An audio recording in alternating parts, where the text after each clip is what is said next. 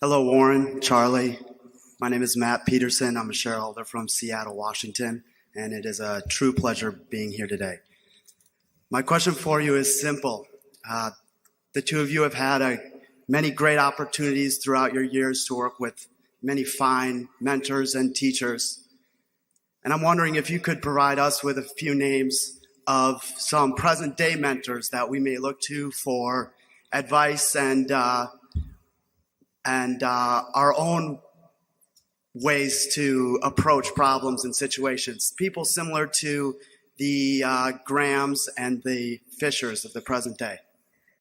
Well, the interesting thing, you don't have to look at the present day ones necessarily. I mean, if you wanted to look at great business careers, you could look at Tom Murphy or Don Keogh on our board, and you could learn everything you could learn about being an outstanding business person by just studying them. And you don't have to study somebody that is 55 and currently in some executive position.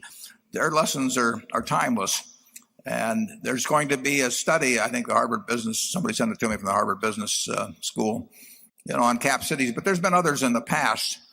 And, if you learn the lessons of Tom Murphy, you don't need to learn any other lessons in terms of business.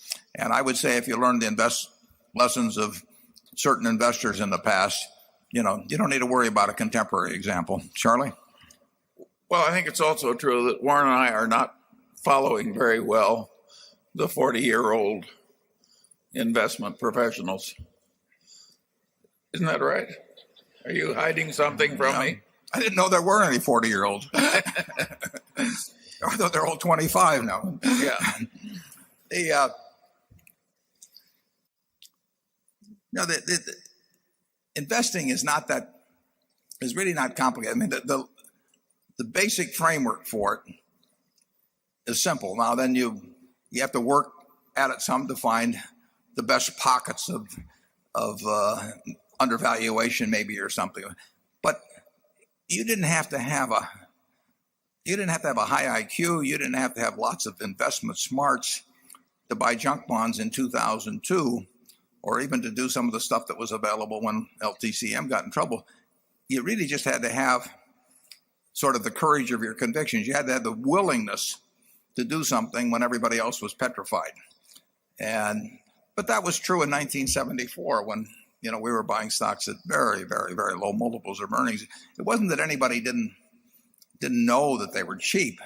They were just paralyzed for one reason or another. And that the lesson of following logic rather than emotion, is something that it's obvious, and some people have great trouble with it and others have less trouble. Charlie, can you give them any more help on that? Well, I think this is different. When we were young, we had way less competition than you people have now. There weren't very many smart people in the investment management field. There really weren't. And you should have seen the people who were in the bank trust departments.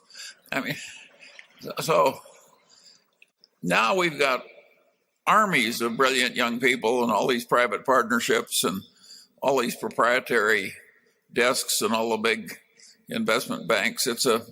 And we've got a vast amount of talent in the investment management business. And there's a lot of competition. If there were suddenly a crisis now, there would be 500 firms that would be studying it intensely, each having capital that they could commit on a hair trigger. In our day, we would frequently be all alone. But in 2002, we'd be the only buyer. But in 2002, Charlie, there were tons of people that had investment experience and high IQs, and lots of money was around. Wasn't any question about money. It's just they were terrified of that particular arena. Well, when you have a huge convulsion, which is like a big fire in this auditorium right now, you get a lot of weird behavior. And if you can, particularly at the head table, and if you can be wise when everybody else is going crazy, sure, there will still be opportunities. But that may give you a long, dull stretches if that's your strategy. 3 years ago, 3 years ago, you could find a number of securities in Korea, population 50 million, advanced society, strong balance sheets, strong industry positions at 3 or so times earnings. Now, But that took a convulsion to create that. Well, A big convulsion. yeah, but the convulsion happened 3 or 4 years earlier, 5 years earlier, and plenty of smart people in Korea in the investment business. Plenty of smart people here scouring. The information was all available. You can go to the internet and get information about Korean companies that's just as good as you get up from the SEC. And there they were, dozens of companies at very, very, very cheap prices. Now, where are all these smart people and with all this money? It did happen, but if I asked you to name 20 more like it, you would have great difficulty. I'm not going to name them. Number 8.